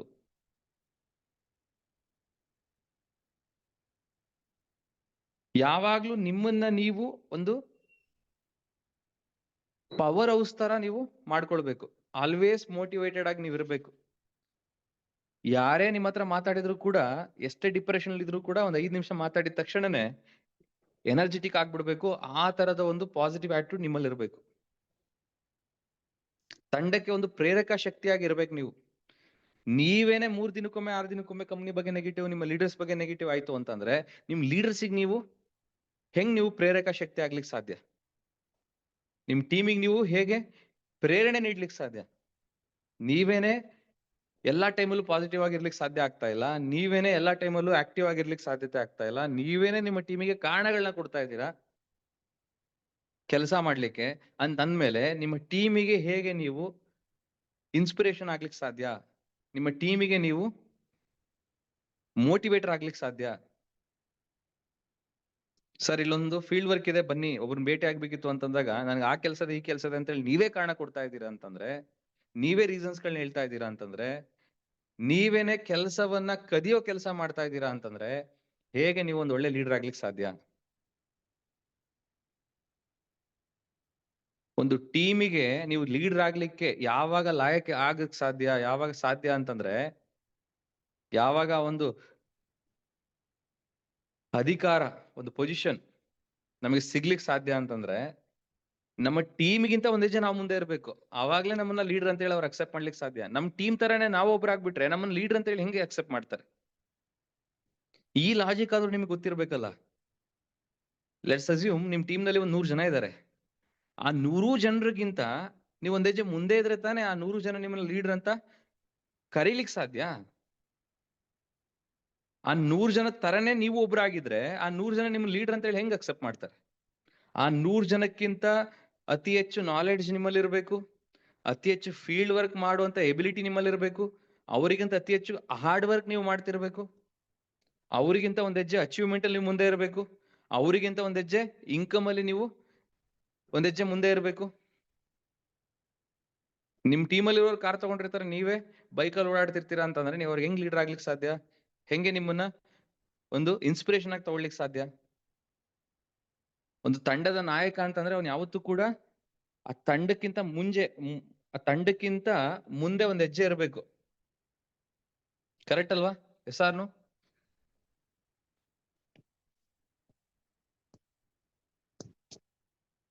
ಸೊ ಇನ್ಮೇಲೆ ನೆನಪಲ್ಲಿ ಇಟ್ಕೊಳ್ಳಿ, ನಿಮ್ಮ ಟೀಮ್ ನಿಮ್ಮನ್ನ ಒಂದು ಒಳ್ಳೆ ಲೀಡರ್ ಅಂತ ಹೇಳಿ ಕನ್ಸಿಡರ್ ಮಾಡ್ಬೇಕು ಅಂತಂದ್ರೆ ನಿಮ್ಮ ಟೀಮ್ ನಲ್ಲಿ ಇರೋರ್ಗೆ ಅಂತ ಎಲ್ಲಾ ಆಸ್ಪೆಕ್ಟ್ ನಲ್ಲೂ ನೀವು ಒಂದ್ ಹೆಜ್ಜೆ ಮುಂದೆ ಇದ್ರೆ ಮಾತ್ರ ಅವ್ರು ನಿಮ್ಮನ್ನ ಲೀಡರ್ ಅಂತ ಹೇಳಿ ಕನ್ಸಿಡರ್ ಮಾಡ್ಲಿಕ್ಕೆ ಸಾಧ್ಯ. ನಿಮ್ ಕಂಪನಿಯಲ್ಲಿ ಡಿಫ್ರೆಂಟ್ ರ್ಯಾಂಕ್ಸ್ ಗಳಿರುತ್ತೆ. First rank, second rank, third rank, fourth rank ಅಂತೇಳಿ ಡಿಫ್ರೆಂಟ್ ಟೈಟಲ್ಸ್ ಇರುತ್ತೆ. ಕರೆಕ್ಟಾ? ಇಷ್ಟು ಅಚೀವ್ಮೆಂಟ್ ಮಾಡಿದ್ರೆ ಅವ್ರಿಗೆ ಒಂದು ರ್ಯಾಂಕ್ ಇಂದ ಕರೀತಿರ್ತಾರೆ, ಇನ್ನೊಂದಿಷ್ಟು ಅಚೀವ್ಮೆಂಟ್ ಮಾಡಿದ್ರೆ ಅವ್ರಿಗೆ ಇನ್ನೊಂದು ರ್ಯಾಂಕ್ ಕರೀತಾ ಇರ್ತಾರೆ. ಆ ತರ ಡಿಫ್ರೆಂಟ್ ಕಂಪನಿಗಳಲ್ಲಿ ಡಿಫ್ರೆಂಟ್ ರ್ಯಾಂಕ್ ಗಳಿರುತ್ತೆ. ಆ ಎಲ್ಲಾ ರ್ಯಾಂಕ್ ಗಳನ್ನು ಕಂಪ್ಲೀಟ್ ಮಾಡುವಂತಹ ಒಂದು ಕಿಚ್ಚು ಛಲ ನಿಮ್ಮಲ್ಲಿ ಇರಬೇಕು. ಆ ಒಂದು ಹಠ ಇರಬೇಕು. ನಾನು ಗೆದ್ದೇ ಗೆಲ್ತೀನಿ, ಎಲ್ಲಾ ಸ್ಲಾಬ್ಸ್ ನಾನು ಕವರ್ ಮಾಡೇ ಮಾಡ್ತೀನಿ. ಇವತ್ತು ನಾನು 10,000 ರೂಪಾಯಿ ನಾನು ತಗೊಳ್ತಾ ಇದ್ದೀನಿ ಅಂತಂದ್ರೆ 50,000 ತಗೊಳ್ಳೇಬೇಕು ಅನ್ನೋ ಒಂದು ಹಠ ನಿಮ್ಮಲ್ಲಿ ಇರ್ಬೇಕು. 50,000 ನೀವು ತಗೊಳ್ತಾ ಇದ್ದೀರಾ ಅಂದ್ರೆ 1 ಲಕ್ಷ ರೂಪಾಯಿ ನಾನು ಇನ್ಕಮ್ ತಗೊಳ್ತೀನಿ ಅನ್ನೋ ಒಂದು ಹಠ ಇರಬೇಕು. ಹಂಗಿದ್ದಾಗ ಮಾತ್ರ ನೀವು ಯಶಸ್ಸನ್ನ ಪಡಿಲಿಕ್ಕೆ ಸಾಧ್ಯ. ಏನೇ ಬಂದ್ರು ಕೂಡ ಎದುರಿಸುವಂತ ತಾಕತ್ತು ನಿಮ್ಮಲ್ಲಿ ಇರಬೇಕು. ಒಂದು ಟೀಮ್ ನಲ್ಲಿ ಏನಾದ್ರು ಒಂದು ಸಮಸ್ಯೆ ಬಂತು ಅಂತಂದ್ರೆ ನೀವೇನೆ ಹಿಂದೆ ಸರಿದ್ರೆ ಅವಾಗ ನಿಮ್ಮನ್ನ ನಿಮ್ಮ ಟೀಮ್ ಅವರು ಲೀಡರ್ ಅಂತ ಕರೀಲಿಕ್ಕೆ ಹೆಂಗ್ ಸಾಧ್ಯ? ಎಂತ ಸಮಸ್ಯೆ ಬಂದ್ರು ಕೂಡ ಅದನ್ನ ಧೈರ್ಯದಿಂದ ಎದುರಿಸುವಂತಹ ಶಕ್ತಿ ನಿಮ್ಮಲ್ಲಿದ್ದಾಗ ಮಾತ್ರ ನಿಮ್ಮ ಟೀಮ್ ಅವರು ನಿಮ್ಮನ್ನ ಲೀಡರ್ ಅಂತ ಕರೀಲಿಕ್ಕೆ ಸಾಧ್ಯ. ಒಂದು ದೂರದೃಷ್ಟಿ ಇರಬೇಕು. ನಿಮ್ಮ ಒಂದು ಟೀಮ್ ನ ನೀವು ಮುನ್ನಡೆಸುವಂತ ಸಂದರ್ಭದಲ್ಲಿ ಒಂದು ಲಾಂಗ್ ವಿಷನ್ ನಿಮ್ಮಲ್ಲಿ ಇರಬೇಕು. ನಾಳೆ ಈ ಟೀಮ್ ಮುಖಾಂತರ ನಾನು ಏನ್ ಮಾಡ್ಬೇಕು, ಈ 1 ವರ್ಷಕ್ಕೆ ನಾನು ಈ ಟೀಮ್ ಮುಖಾಂತರ ಏನ್ ಮಾಡ್ಬೇಕು, ನೆಕ್ಸ್ಟ್ 5 ವರ್ಷಕ್ಕೆ ಈ ಟೀಮ್ ಮುಖಾಂತರ ನಾನು ಏನ್ ಮಾಡ್ಬೇಕು, ನೆಕ್ಸ್ಟ್ 10 ವರ್ಷಕ್ಕೆ ಈ ಟೀಮ್ ಮುಖಾಂತರ ನಾನು ಏನ್ ಮಾಡ್ಬೇಕು. ಅದಕ್ಕೆ ಒಂದು ಬೆಸ್ಟ್ ಎಕ್ಸಾಂಪಲ್ ಕೊಡ್ತೀನಿ. ನೆಕ್ಸ್ಟ್ 5 ವರ್ಷದಲ್ಲಿ ನನ್ನ ಟೀಮ್ ನಲ್ಲಿ 100 ಜನ ಕಾರ್ಚಿವರ್ಸ್ ನ ಕ್ರಿಯೇಟ್ ಮಾಡ್ತೀವಿ. ನೆಕ್ಸ್ಟ್ 10 ವರ್ಷಕ್ಕೆ 1000 ಕಾರ್ಚಿವರ್ಸ್ ನಾನು ಕ್ರಿಯೇಟ್ ಮಾಡ್ತೀನಿ. ನೆಕ್ಸ್ಟ್ 5 ವರ್ಷಕ್ಕೆ 100 ಜನ 1 ಲಕ್ಷಕ್ಕಿಂತ ಹೆಚ್ಚು ಇನ್ಕಮ್ ತಗೊಳ್ಳೋ ರೀತಿಯಲ್ಲಿ ನಾನು ಕ್ರಿಯೇಟ್ ಮಾಡ್ತೀನಿ. ಇವೆಲ್ಲವೂ ಕೂಡ ಒಂದು ವಿಷನ್ ರೂಪದಲ್ಲಿ ಬರುವಂತದ್ದು. ಇವತ್ತು ಇನ್ನೊಂದು ಇಂಪಾರ್ಟೆಂಟ್ ಸೀಕ್ರೆಟ್ ಹೇಳ್ತೀನಿ ಸ್ನೇಹಿತರೆ, ನಾವೇನಾದ್ರೂ ಈ ಡೈರೆಕ್ಟ್ ಸೆಲ್ಲಿಂಗ್ ಇಂಡಸ್ಟ್ರಿ ಗ್ರೋ ಆಗ್ತಿಲ್ಲ ಅಂತಂದ್ರೆ ಆ ಒಂದು ಇಂಪಾರ್ಟೆಂಟ್ ಪಾಯಿಂಟ್ ಕೂಡ ತುಂಬಾ ಮ್ಯಾಟರ್ ಆಗತ್ತೆ. ಆ ಪಾಯಿಂಟ್ ಏನು ಅಂತಂದ್ರೆ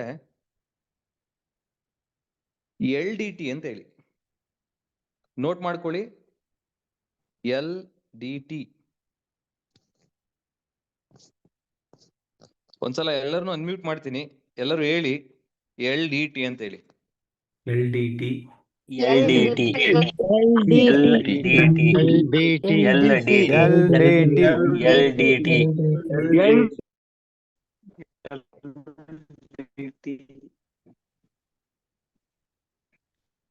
ಸೊ LDT ಅಂತ ಅಂದ್ರೆ ಏನು? ಫಸ್ಟ್ ಆಫ್ ಆಲ್ L ಅಂತ ಅಂದ್ರೆ ಲರ್ನ್ ಅಂತ ಹೇಳಿ, L ಫಾರ್ ಲರ್ನ್.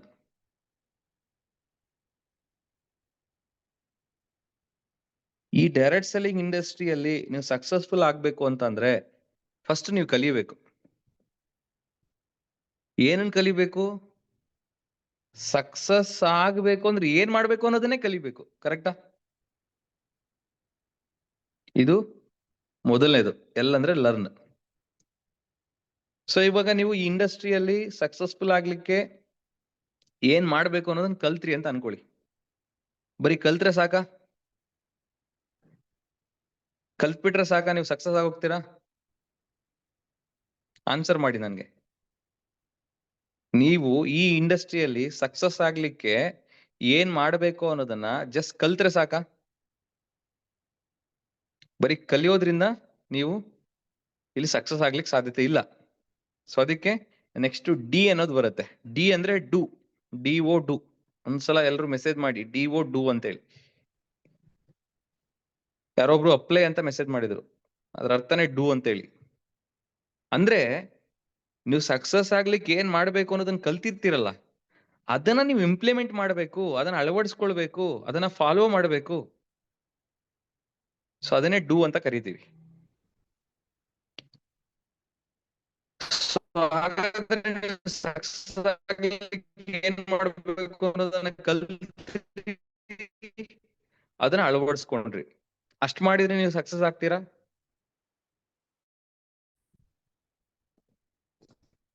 ತುಂಬಾ ಜನ ಮಾಡಿದ್ರೆ ಸಕ್ಸಸ್ ಆಗ್ತೀವಿ ಅಂತ ಹೇಳಿ ಆನ್ಸರ್ ಮಾಡೋರು ಇದ್ದಾರೆ. ಇನ್ನೊಂದು ಟಿ ಅಂತ ಇದೆ. T for teach. T for teach. So ಇವಾಗ LDT ಅಂದ್ರೆ ಏನು ಅಂತೇಳಿ ಮೆಸೇಜ್ ಮಾಡಿ. ಎಲ್ ಅಂದ್ರೆ ಏನು, ಡಿ ಅಂದ್ರೆ ಏನು, ಟಿ ಅಂದ್ರೆ ಏನು ಅನ್ನೋದನ್ನ ಮೆಸೇಜ್ ಮಾಡಿ.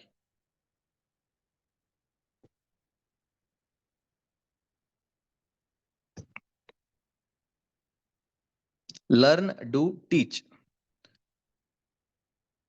ನೀವು ಸಕ್ಸಸ್ ಆಗ್ಲಿಕ್ಕೆ ಈ ಡೈರೆಕ್ಟ್ ಸೆಲ್ಲಿಂಗ್ ಇಂಡಸ್ಟ್ರಿಯಲ್ಲಿ ನಿಮ್ಮ ಸಂಸ್ಥೆಯಲ್ಲಿ ಸಕ್ಸಸ್ ಆಗ್ಲಿಕ್ಕೆ ಏನ್ ಮಾಡ್ಬೇಕು ಅನ್ನೋದನ್ನ ಫಸ್ಟ್ ಕಲಿಬೇಕು. ಎರಡನೇ ಪಾಯಿಂಟ್ ಕಲ್ತಿರೋದನ್ನ ನೀವು ಅಳವಡಿಸ್ಕೊಳ್ಬೇಕು, ಅಂದ್ರೆ ಇಂಪ್ಲಿಮೆಂಟ್ ಮಾಡಬೇಕು, ಅದ್ರ ತಕ್ಕಂಗೆ ಫಾಲೋ ಅಪ್ ಮಾಡ್ಬೇಕು. ಏನ್ ಕಲ್ತಿರ್ತೀರ ಅದನ್ನ ಫಾಲೋ ಮಾಡ್ಬೇಕು. ಮೂರನೇ ಪಾಯಿಂಟ್, ಆ ಫಾಲೋ ಏನ್ ಮಾಡಿ ನೀವು ಸಕ್ಸಸ್ ಕಂಡಿರ್ತೀರಲ್ಲ ಅದನ್ನೇ ನಿಮ್ಮ ಟೀಮಿಗೆ ಹೇಳ್ಕೊಡ್ಬೇಕು. ನೀವೇನ್ ಕಲ್ತ್ರಿ ಈ ಒಂದು ಇಂಡಸ್ಟ್ರಿಯಲ್ಲಿ ಸಕ್ಸಸ್ ಆಗ್ಲಿಕ್ಕೆ ಏನ್ ಮಾಡ್ಬೇಕು ಅನ್ನೋದನ್ನ ಏನ್ ನೀವು ಕಲ್ತ್ರಲ್ಲ, ಏನ್ ನೀವು ಅಳವಡಿಸ್ಕೊಂಡ್ರಲ್ಲ, ಅದನ್ನೇ ನಿಮ್ಮ ಟೀಮಿಗೆ ಹೇಳ್ಕೊಡುವಂತಹ ಕೆಲಸ ನೀವು ಮಾಡ್ಬೇಕು. ಇವು ಮೂರನ್ನು ಯಾರು ಸೈಮಲ್ಟೇನಿಯಸ್ ಆಗಿ ಮಾಡ್ತಾರೆ, ಈ ಮೂರನ್ನು ಕೂಡ ಸಮಾನವಾಗಿ ಯಾರು ಈ ಬಿಸ್ನೆಸ್ ಅಲ್ಲಿ ಅಳವಡಿಸ್ಕೊಳ್ತಾರೆ ಅವರೆಲ್ಲರೂ ಕೂಡ ಸಕ್ಸಸ್ ಆಗಿದ್ದಾರೆ. ಯಾರೆಲ್ಲ ಫೇಲ್ಯೂರ್ ಆಗಿದಾರಲ್ಲ ಅವರೆಲ್ಲರೂ ನೀನ್ ನೋಡಿ, ಮೊದಲನೇದಾಗಿ ಸಕ್ಸಸ್ ಆಗ್ಲಿಕ್ಕೆ ಏನ್ ಮಾಡ್ಬೇಕು ಅನ್ನೋದನ್ನ ಕಲ್ತೇ ಇಲ್ಲ, ಕಲ್ತ್ರು ಅದನ್ನ ಅಳವಡಿಸ್ಕೊಂಡಿಲ್ಲ, ಅಳವಡಿಸ್ಕೊಂಡ್ರು ಕೂಡ ಅದನ್ನ ಟೀಮಿಗೆ ಹೇಳ್ಕೊಟ್ಟಿಲ್ಲ. ಈ ಮೂರಲ್ಲಿ ಒಂದ್ ಎಡವಟ್ಟಾದ್ರೂ ಕೂಡ ಅವರು ಈ ಇಂಡಸ್ಟ್ರಿಯಲ್ಲಿ ಗ್ರೋ ಆಗೇ ಇಲ್ಲ, ಗ್ರೋ ಆಗ್ಲಿಕ್ಕೆ ಸಾಧ್ಯನೇ ಆಗಿಲ್ಲ. ಸೊ ಈ ಮೂರನ್ನು ಕೂಡ ಸಮಾನವಾಗಿ ಮಾಡೋದಿದೆಯಲ್ಲ, ಇದ್ರಲ್ಲೇ ಸಕ್ಸಸ್ ಇರುವಂತದ್ದು. ಕಲಿಬೇಕು, ಅಳವಡಿಸ್ಕೊಳ್ಬೇಕು, ಅದನ್ನ ಟೀಮಿಗೆ ಹೇಳ್ಕೊಡ್ಬೇಕು. ಅಂಡ್ ಪ್ರತಿ ಸಲ ನೀವೇನಾದ್ರೂ ಒಂದು ನಿರ್ಧಾರ ತಗೊಳ್ಳುವಂತ ಸಂದರ್ಭದಲ್ಲಿ ನಿಮ್ಮ ಟೀಮ್ ಜೊತೆ ಮೀಟಿಂಗ್ ಮಾಡ್ಬೇಕು. ಅದ್ರಲ್ಲೂ ಕೂಡ ಒಂದು ಫಸ್ಟ್ ಲೈನ್ ಲೀಡರ್ಸ್ ಅಂತ ಇರ್ತಾರೆ ನಿಮ್ ಜೊತೆ, ತುಂಬಾ ದೊಡ್ಡ ಮಟ್ಟದಲ್ಲಿ ಕನಸನ್ನ ಇಟ್ಕೊಂಡು ನಿಮ್ ತರನೇ ಅಗ್ರೆಸಿವ್ ಆಗಿ ಬಿಸ್ನೆಸ್ ನಲ್ಲಿ ನಿಂತ್ಕೊಂಡಿರುವಂತಹ ಒಂದಿಷ್ಟು ಲೀಡರ್ಸ್ ಇರ್ತಾರೆ. ಅವ್ರಗಳ ಜೊತೆ ನೀವು ಯಾವಾಗ್ಲೂ ಕೂಡ ರೆಗ್ಯುಲರ್ ಅಲ್ಲಿ ಕಮ್ಯುನಿಕೇಶನ್ ಮಾಡ್ತಿರ್ಬೇಕು. ಏನಾದ್ರೂ ನಿರ್ಧಾರ ಮಾಡುವಾಗ ಸಲಹೆಗಳನ್ನ ತಗೋಬೇಕು. ನಾನು ಈ ತರ ಮಾಡ್ಬೇಕು ಅಂತಿದ್ದೀನಿ, ಅದಕ್ಕೆ ನಿಮ್ಮ ಒಪಿನಿಯನ್ ಏನು ಅಂತೇಳಿ ಕೇಳಿ ಅವರೆಲ್ಲರ ಒಪಿನಿಯನ್ ಇಂದ ಒಂದು ಒಳ್ಳೆ ನಿರ್ಧಾರ ನೀವು ಮಾಡ್ಬೇಕು.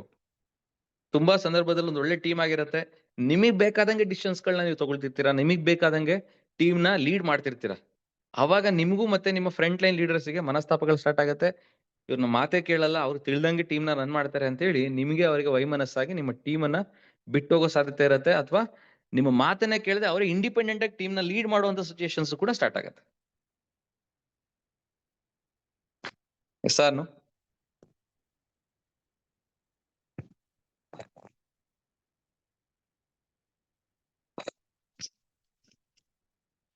ನಿಮ್ದು ಏನೇ ಐಡಿಯಾಸ್ ಗಳಿದ್ರು ನಿಮ್ಮ ಟೀಮ್ ಜೊತೆ ಡಿಸ್ಕಷನ್ ಮಾಡಿ. ಏನೇ ಸಮಸ್ಯೆಗಳು ಬಂದ್ರು ಅದಕ್ಕೆ ಪರಿಹಾರವನ್ನ ಕಂಡಿಡ್ಕೊಳ್ಳುವಂತ ಪ್ರಯತ್ನ ಮಾಡಿ.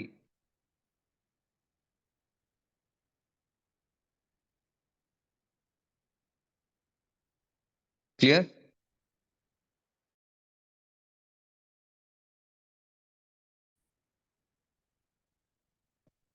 ಸೊ ನೆಕ್ಸ್ಟ್ ಪಾಯಿಂಟ್ ಹೇಳೋದಾದ್ರೆ, ನಿಜವಾದ ಲೀಡರ್ಸ್ ಯಾವತ್ತೂ ಕೂಡ ಫಾಲೋವರ್ಸ್ ನ ಕ್ರಿಯೇಟ್ ಮಾಡಲ್ಲ, ಅವರು ಅತಿ ಹೆಚ್ಚು ಲೀಡರ್ಸ್ ಗಳನ್ನ ಕ್ರಿಯೇಟ್ ಮಾಡ್ತಾರಂತೆ. ಒಂದು ನಿಜವಾದ ಲೀಡರ್ಸ್ ಯಾರು ಅಂತಂದ್ರೆ ಫಾಲೋವರ್ಸ್ ನ ಕ್ರಿಯೇಟ್ ಮಾಡೋರನ್ನ ಲೀಡರ್ಸ್ ಅಂತ ಕರೆಯಲ್ಲ. ಅವ್ರಿಗಿಂತ ಮೋರ್ ಪವರ್ಫುಲ್ ಇರುವಂತ ಲೀಡರ್ಸ್ ಗಳನ್ನ ಯಾರು ಕ್ರಿಯೇಟ್ ಮಾಡ್ತಾರಲ್ಲ ಅವರೇ ನಿಜವಾದ ಲೀಡರ್ಸ್,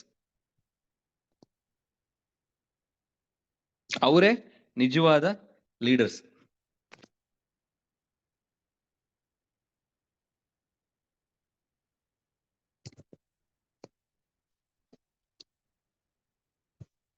ಸೊ ನೀವು ಲೀಡರ್ ಆಗೋದಕ್ಕಿಂತ ಮುಂಚೆ ಸಕ್ಸಸ್ ಅಂತೇಳಿ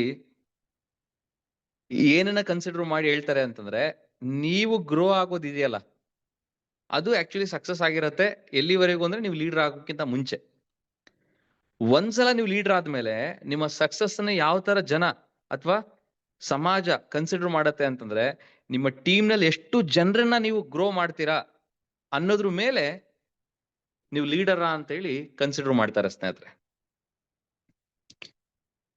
ಒಂದು ನಿಜವಾದ ನಾಯಕತ್ವ ಯಾವಾಗ ಬರುತ್ತೆ ಅಂತಂದ್ರೆ, ನೆಗೆಟಿವ್ ಸಿಚುಯೇಷನ್ ಅಲ್ಲೂ ಕೂಡ ಪಾಸಿಟಿವ್ ಆಗಿ ಯೋಚನೆ ಮಾಡುವಂತಹ ಮನಸ್ಥಿತಿ ಇರುವಂತ ವ್ಯಕ್ತಿಯನ್ನೇ ಒಂದು ಒಳ್ಳೆ ನಾಯಕತ್ವ ಇರುವಂತ ಲೀಡರ್ ಅಂತೇಳಿ ಕರೆಯೋಲಿಕ್ಕೆ ಸಾಧ್ಯ ಆಗತ್ತೆ. ಲೀಡರ್ಸ್ ಯಾವತ್ತೂ ಕೂಡ ಹುಟ್ಟುವಾಗ್ಲೇನೆ ಲೀಡರ್ಸ್ ಆಗಿ ಬರಲ್ಲ, ಅವರು ಬೆಳೀತಾ ಬೆಳೀತಾ ಲೀಡರ್ಸ್ ಆಗ್ತಾರೆ ಅಂತ ಹೇಳ್ತಾರೆ. ಅದ್ ಹೇಗ್ ಆಗ್ತಾರೆ ಬೆಳೀತಾ ಬೆಳೀತಾ ಅಂತಂದ್ರೆ, ತುಂಬಾ ಹಾರ್ಡ್ ವರ್ಕ್ ಮಾಡ್ತಾ, ತುಂಬಾ ಕಷ್ಟಪಡ್ತಾ, ತಮ್ಮ ಅತಿ ಹೆಚ್ಚು ಸಮಯವನ್ನ ಟೀಮಿಗೆ ಅಂತ ಸ್ಪೆಂಡ್ ಮಾಡಿ ಟೀಮ್ ನಲ್ಲಿ ಒಂದು ಡೆವಲಪ್ಮೆಂಟ್ ನ ಎಕ್ಸ್ಪೆಕ್ಟ್ ಮಾಡ್ತಾ ಇರ್ತಾರಲ್ಲ ಪ್ರತಿಯೊಂದು ಸಂದರ್ಭದಲ್ಲಿ, ಅವರಿಗಿಂತ ಅತಿ ಹೆಚ್ಚು ಅಚೀವರ್ಸ್ ಗಳನ್ನ ಕ್ರಿಯೇಟ್ ಮಾಡೋ ಮನಸ್ಥಿತಿ ಇರ್ತಾರಲ್ಲ ಅಂತವ್ರು ಮಾತ್ರ ಒಂದು ಒಳ್ಳೆ ಲೀಡರ್ ಆಗ್ಲಿಕ್ಕೆ ಸಾಧ್ಯ.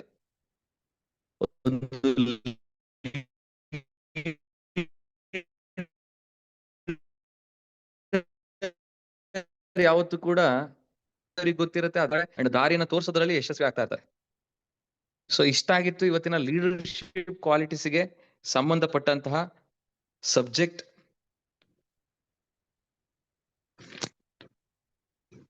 ಸೊ ಇನ್ನೂ ಅತಿ ಹೆಚ್ಚು ಮಾಹಿತಿಗಳು ನಾನು ನಿಮಗೆ ನೆಕ್ಸ್ಟ್ ಕ್ಲಾಸ್ ನಲ್ಲಿ ಹಂಚ್ಕೊಳ್ತೀನಿ. ಅಂಡ್ ಪ್ರತಿಯೊಬ್ಬರಿಗೂ ಕೂಡ ಈ ಒಂದು ನೋಟ್ಸ್ ಅವಶ್ಯಕತೆ ಇದೆ ಅಂತ ಅನ್ಕೊಳ್ತೀನಿ. ಯಾಕೆಂತಂದ್ರೆ ನಾನು ಕೂಡ ಈ ಲರ್ನ್ ಡೂ ಟೀಚ್ ಅನ್ನ ಅಳವಡಿಸ್ಕೊಂಡಿದ್ದೀನಿ. ಇವತ್ತು ನಿಮ್ಗೆ ಹೇಳ್ಕೊಟ್ಟಿದ್ದೀನಿ, ಅದನ್ನ ನೀವು ಅಳವಡಿಸ್ಕೊಳ್ತೀರಾ. ಬಟ್ ಅದನ್ನ ನೀವು ಇನ್ನೊಬ್ರಿಗೆ ಟೀಚ್ ಮಾಡ್ಬೇಕಲ್ಲ, ನಿಮ್ಮ ಟೀಮ್ ಮೆಂಬರ್ಸ್ಗೆ. ಇವತ್ತು ನೋಡಿ, ಇವತ್ತಿನ ಕ್ಲಾಸ್ ನಲ್ಲಿ ನಿಮ್ಮ ಟೀಮ್ ಅಲ್ಲಿ ಇರೋರು ಎಲ್ಲರೂ ಕೂಡ ಈ ಕ್ಲಾಸ್ ನಲ್ಲಿ ಇಲ್ಲ, ಆದ್ರೆ ಈ ಸಬ್ಜೆಕ್ಟ್ ರೀಚ್ ಆಗ್ಬೇಕಲ್ಲ ನಿಮ್ಮ ಟೀಮ್ ಅವರಿಗೆ. ಸೊ ಆ ಕಾರಣಕ್ಕೆ ಈಗೇನ್ ನಾನು ನಿಮಗೆ ಡಿಸ್ಪ್ಲೇ ಅಲ್ಲಿ ತೋರಿಸ್ತೀನಿ ಒಂದು ನೋಟ್ಸ್, ಆ ಒಂದು ನೋಟ್ಸ್ ಅನ್ನ ನಿಮಗೆ ಕಳಿಸ್ಕೊಡ್ತೀನಿ. ನನ್ನ ವಾಟ್ಸಪ್ ನಂಬರ್ ನಿಮ್ಮ ಹತ್ರ ಎಲ್ಲರ ಹತ್ರ ಇದೆ ಅಂತ ಅನ್ಕೊಳ್ತೀನಿ. ಆ ಒಂದು ವಾಟ್ಸಪ್ ನಂಬರ್ಗೆ ನೀವು ನೋಟ್ಸ್ ಕಳಿಸಿ ಅಂತ ಹೇಳಿ ಮೆಸೇಜ್ ಮಾಡಿದ್ರೆ ಈ ಒಂದು ನೋಟ್ಸ್ ಅನ್ನ ನಿಮಗೆ ಕಳಿಸ್ಲಾಗತ್ತೆ. ಪ್ರತಿಯೊಬ್ರು ಕೂಡ ಆ ನೋಟ್ಸ್ ಅನ್ನ ಯಾರೆಲ್ಲ ರಿಸೀವ್ ಮಾಡ್ತೀರಾ ಅವರೆಲ್ಲರೂ ಕೂಡ ಒಂದು ಇಂಪಾರ್ಟೆಂಟ್ ಜವಾಬ್ದಾರಿ ತಗೊಳ್ತೀರಾ ಅಂತ ಅನ್ಕೊಳ್ತಿದ್ದೀನಿ. ತಗೊಳ್ತೀರಾ ಜವಾಬ್ದಾರಿ? ಒಂದ್ಸಲ ಎಲ್ಲರೂ ಅನ್ಮ್ಯೂಟ್ ಮಾಡ್ತೀನಿ. ಅವ್ನ ಜವಾಬ್ದಾರಿ ತಗೊಳ್ತೀರಾ? ಈಗ ಒಂದು ಕೆಲಸ ಕೊಡ್ತೀನಿ ನಾನು ನಿಮಗೆ, ಜವಾಬ್ದಾರಿ ತಗೊಳ್ತೀರಾ? Thank you. ಆ ಜವಾಬ್ದಾರಿ ಏನು ಅಂತಂದ್ರೆ, ನಾನ್ ನಿಮಗೆ ಕಳಿಸ್ತದಂತ ನೋಟ್ಸ್ ಏನಿದೆ ಆ ನೋಟ್ಸ್ ಅನ್ನ ಬಳಸ್ಕೊಂಡು ನಿಮ್ಮ ಟೀಮಿಗೆ ನಾನೇನಿವತ್ತು ಕ್ಲಾಸ್ ತಗೊಂಡೆ, ನಾನೇ ನಿಮಗೆ ಎಕ್ಸ್ಪ್ಲೇನ್ ಮಾಡಿದೆ, ಅದನ್ನ ನೀವು ನಿಮ್ಮ ಟೀಮಿಗೆ ಹೇಳ್ಕೊಡ್ಬೇಕು. ನೀವು ಫಸ್ಟ್ ಪ್ರಿಪೇರ್ ಆಗ್ಬೇಕು. ಇವತ್ತೇನ್ ನಾನು ಸಬ್ಜೆಕ್ಟ್ ಮಾತಾಡಿದೆ ಆ ಒಂದು ಸಬ್ಜೆಕ್ಟ್ ಅನ್ನ ನಿಮ್ಮ ಟೀಮಿಗೆ ಹೇಳ್ಕೊಡ್ಲಿಕ್ಕೆ ಫಸ್ಟ್ ನೀವು ಪ್ರಿಪೇರ್ ಆಗ್ಬೇಕು. ಪ್ರಿಪೇರ್ ಆದ್ಮೇಲೆ ಪ್ರಾಕ್ಟೀಸ್ ಮಾಡಬೇಕು. ನಿಮಗ್ ನೀವೇನೆ ಈ ಸಬ್ಜೆಕ್ಟ್ ಅನ್ನ ಮಾತಾಡ್ಲಿಕ್ಕೆ ಸ್ಟಾರ್ಟ್ ಮಾಡ್ಬೇಕು. ಅದಾದ್ಮೇಲೆ ನಿಮ್ಮ ಟೀಮ್ ಮೆಂಬರ್ಸಿಗೆ ಅದನ್ನ ಈ ನೋಟ್ಸ್ ಅನ್ನ ಬಳಸ್ಕೊಂಡು ನಿಮ್ಮ ಟೀಮಿಗೆ ಹೇಳ್ಕೊಡ್ಬೇಕು. ಕ್ಲಿಯರ್? ಸೊ ಇವತ್ತು ಪ್ರತಿಯೊಬ್ರು ಕೂಡ ಡೈರೆಕ್ಟ್ ಸೆಲ್ಲಿಂಗ್ ಇಂಡಸ್ಟ್ರಿ ಸಕ್ಸಸ್ ಆಗ್ಲಿ ಅನ್ನೋ ಒಂದು ಕಾರಣಕ್ಕೇನೆ ಈ ತರದ ಝೂಮ್ ಮೀಟಿಂಗ್ಸ್ ಗಳನ್ನ ನಾವು ಹಮ್ಕೊಳ್ತಾ ಇರ್ತೀವಿ. ಅಂಡ್ ಯೂಟ್ಯೂಬ್ ನಲ್ಲಿ ಈ ವಿಡಿಯೋಸ್ ಗಳನ್ನ ಅಪ್ಲೋಡ್ ಕೂಡ ಮಾಡ್ತೀವಿ. ಯಾಕೆಂತಂದ್ರೆ ಎಷ್ಟೋ ಜನ ಈ ಕ್ಲಾಸ್ ನ ಅಟೆಂಡ್ ಮಾಡಿಲ್ಲ, ಅವ್ರೆಲ್ರಿಗೂ ಕೂಡ ಈ ಕ್ಲಾಸ್ ಮಿಸ್ ಆಗಬಾರದು ಅನ್ನೋ ಕಾರಣಕ್ಕೆ ಇದೇ ವಿಡಿಯೋ ನಿಮಗೆ ಇನ್ನು 1 hour 2 hours ಒಳಗಡೆ ನಿಮಗೆ ಯೂಟ್ಯೂಬ್ ನಲ್ಲಿ ಅಪ್ಲೋಡ್ ಆಗತ್ತೆ. ಆ ಒಂದು ಯೂಟ್ಯೂಬ್ ನಲ್ಲೂ ಕೂಡ ನೀವು ಈ ಒಂದು ಕ್ಲಾಸ್ ಅನ್ನ ಮತ್ತಿನ್ನೊಂದ್ಸಲ ಪದೇ ಪದೇ ಕೇಳ್ಬೋದು. ಜೊತೆಗೆ ಇದೇ ಒಂದು ಸಬ್ಜೆಕ್ಟ್ ಅನ್ನ ಒಂದು ಬುಕ್ಸ್ ರೂಪದಲ್ಲೂ ಕೂಡ ನಿಮಗೆ ತಲುಪಿಸುವಂತಹ ಪ್ರಯತ್ನ ಮಾಡಿದ್ದೀವಿ. ಆ ಬುಕ್ಸ್ ಅನ್ನ ಖರೀದಿ ಮಾಡಿಯೂ ಕೂಡ ನೀವು ಈ ನಾಲೆಡ್ಜ್ ಅನ್ನ ಪಡ್ಕೊಳ್ಬಹುದು. ಒಂದೇ ಇಂಟೆನ್ಷನ್, ನೀವು ಈ ಇಂಡಸ್ಟ್ರಿಯಲ್ಲಿ ಸಕ್ಸಸ್ ಆಗ್ಲೇಬೇಕು. ಈ ಇಂಡಸ್ಟ್ರಿಯನ್ನ ಭಾರತದಲ್ಲಿ ನಂಬರ್ 1 ಇಂಡಸ್ಟ್ರಿಯನ್ನಾಗಿ ಮಾಡಬೇಕು. ಅತಿ ಹೆಚ್ಚು ಕೋಟ್ಯಾಧಿಪತಿಗಳು ಯಾರಿದ್ದಾರೆ ಈ ಒಂದು ಭಾರತದಲ್ಲಿ ಅಂತಂದ್ರೆ ಅದು ಡೈರೆಕ್ಟ್ ಸೆಲ್ಲಿಂಗ್ ಇಂಡಸ್ಟ್ರಿಯಿಂದ ಅತಿ ಹೆಚ್ಚು ಕೋಟ್ಯಾಧಿಪತಿಗಳು ಇದ್ದಾರೆ ಅಂತ ಹೇಳಿ ಮೆನ್ಷನ್ ಆಗ್ಬೇಕು ಫ್ಯೂಚರ್ ಡೇಸ್ ಅಲ್ಲಿ. ಇಡೀ ಪ್ರಪಂಚಕ್ಕೇನೆ ಅತಿ ಹೆಚ್ಚು ಜನ ಡೈರೆಕ್ಟ್ ಸೆಲ್ಲಿಂಗ್ ಅಲ್ಲಿ ಕೆಲಸ ಮಾಡ್ತಿರೋ ದೇಶ ಯಾವುದು ಅಂತಂದ್ರೆ ಅದು ಭಾರತ ಅಂತ ಆಗ್ಬೇಕು. ಅಂತ ಒಂದು ದಿನಕ್ಕೋಸ್ಕರ ಇವತ್ತು ನಾವೆಲ್ಲರೂ ಕೂಡ ಒಟ್ಟಿಗೆ ವರ್ಕ್ ಮಾಡೋಣ. ಇವತ್ತು ನಿಮ್ಗೆ ಒಂದು ನಂಬರ್ ಕಾಣಿಸ್ತದೆ ಡಿಸ್ಪ್ಲೇ ಅಲ್ಲಿ, ಆ ನಂಬರಿಗೆ ನೀವು ವಾಟ್ಸಪ್ ಅಲ್ಲಿ ಹಾಯ್ ಅಂತ ಕಳಿಸಿ ನೋಟ್ಸ್ ಬೇಕು ಅಂತ ಹೇಳಿದ್ರೆ ಆ ಒಂದು ನೋಟ್ಸ್ ನಿಮಗೆ ರೀಚ್ ಆಗತ್ತೆ ಅಂತ ಹೇಳ್ತಾ ಇವತ್ತಿಗೆ ಇಲ್ಲಿಗೆ ನಾನು ಕಾರ್ಯಕ್ರಮವನ್ನು ನಿಲ್ಲಿಸ್ತಾ ಇದ್ದೀನಿ. ಎಲ್ಲರೂ ಕೂಡ ಗ್ರೋ ಆಗಿ ದೊಡ್ಡ ಮಟ್ಟದಲ್ಲಿ ಸಕ್ಸಸ್ ಆಗಿ ಲ್ಯಾಕ್ಸ್ ಟುಗೆದರ್ ಇನ್ಕಮ್ ನ ತಗೊಳ್ಳಿ ಅಂತ ಹೇಳ್ತಾ ಇಲ್ಲಿಗೆ ನಾನು ಮಾತುಗಳನ್ನ ಮುಗಿಸ್ತಾ ಇದ್ದೀನಿ. ಆ ಭಗವಂತ ಎಲ್ಲರನ್ನು ಕೂಡ ಒಂದು ಯಶಸ್ವಿ ಲೀಡರ್ನಾಗಿ ಅಂಡ್ ನಿಮ್ಮ ಟೀಮ್ ನಲ್ಲಿ ಸಾವಿರಾರು ಜನ, ಲಕ್ಷಾಂತರ ಜನ ನಿಮ್ಮ ಸಪೋರ್ಟ್ ಇಂದ, ನಿಮ್ಮ ನಾಲೆಡ್ಜ್ ಇಂದ, ನಿಮ್ಮ ಗ್ರೋತ್ ಇಂದ ಲ್ಯಾಕ್ಸ್ ಟುಗೆದರ್ ಇನ್ಕಮ್ ನಿಮ್ಮ ಕಂಪನಿಗಳಲ್ಲಿ ತಗೊಳ್ಳೋ ತರ ಅಂತ ಒಂದು ಅದ್ಭುತವಾದಂತಹ ಶಕ್ತಿ ದೇವರು ನಿಮಗೆ ಒಂದು ನಾಯಕತ್ವದ ಗುಣಗಳನ್ನ ತುಂಬಿ ಒಂದು ಯಶಸ್ವಿ ನಾಯಕರು ನೀವಾಗಿ, ಯಶಸ್ವಿ ಲೀಡರ್ ನೀವಾಗಿ ನಿಮ್ಮ ಸಂಸ್ಥೆಯಲ್ಲಿ ಅಂತ ಹೇಳ್ತೀವಿ. ಇವತ್ತಿನ ಕಾರ್ಯಕ್ರಮ ನಿಲ್ಲಿಸ್ತಾ ಇದ್ದೀನಿ. ಎಲ್ಲಿಗೆ ಒಳ್ಳೇದಾಗ್ಲಿ. Thank you so much. Wish you all the best. Have a nice day.